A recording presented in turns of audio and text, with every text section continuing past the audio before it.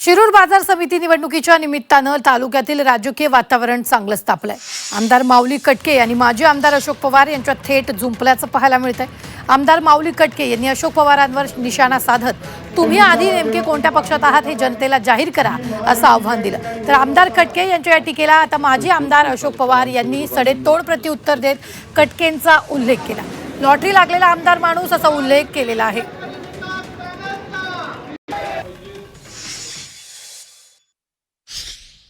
उमेदवारी घेतली, राष्ट्रवादी काँग्रेस पार्टी गडाकडनं उमेदवारी घेतली। मग आता तुम्ही कुठल्या पक्षाचे, तुमची ही भूमिका पहिली क्लिअर करा की तुम्ही कुठल्या पक्षात आहात हे पहिलं सांगा, समाजाला सांगा तुम्ही जाऊन की आम्ही या पक्षाचा हा विचार घेऊन त्या ठिकाणी शेतकऱ्यांना सामोरे जात आहोत। पंचायत समितीला पाठिंबा नको, त्यावेळेला पक्ष दिसत नाही का कोणताही, आणि आज पक्ष आम्हाला विचारता का?